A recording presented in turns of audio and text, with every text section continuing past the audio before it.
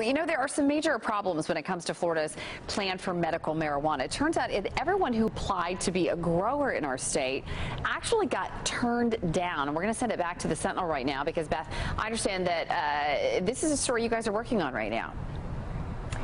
It is, and you know, the medical marijuana bill passed a couple years ago, and people have been waiting all this time for something to happen. It's been an extremely slow process. There's been one delay after another. I've got Scott Powers with me. He's been following this very closely. And so, Scott, what's the latest? Well, the latest right now is it's still bogged down. You'd mentioned that they've been rejected. Actually, what happened was the Department of Health wrote back to virtually all of the applicants and told them that their applications were incomplete, that they didn't have this, they didn't have that. We don't know what those thises and that's were because they're not releasing that. But the rules had required that if an application wasn't 100% complete on June 29th, the state was supposed to dismiss that application. That hasn't happened. They moved forward. That's bogged things down. Obviously, reading all those applications, which some of them are hundreds and hundreds of pages long, has taken more time than the state wanted to begin with.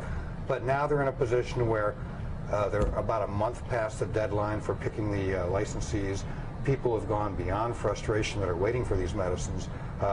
One guy told me that he's just feeling numb right now, just waiting for the state to get its act together and complete this. Is there any sense as to when they're going to get their act together here? I understand they've now, you know, added some time to the process, right?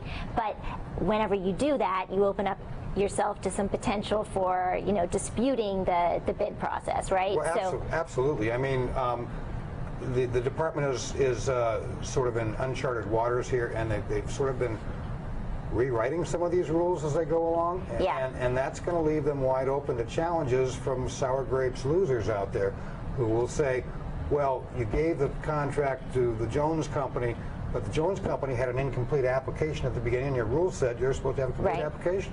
Right.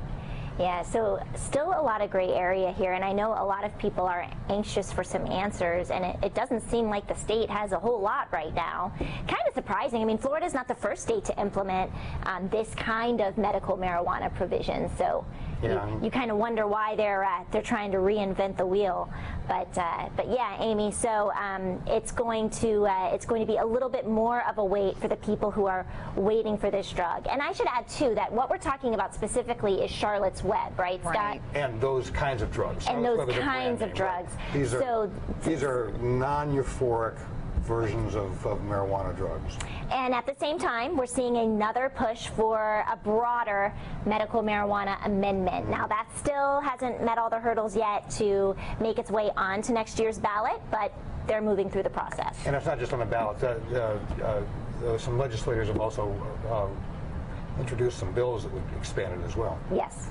So more to look forward to on that. Yeah, it's going to be, well, Scott's going to be busy, that's for sure. No end to stories, it sounds like, there. Thanks, you guys, for that. We want to check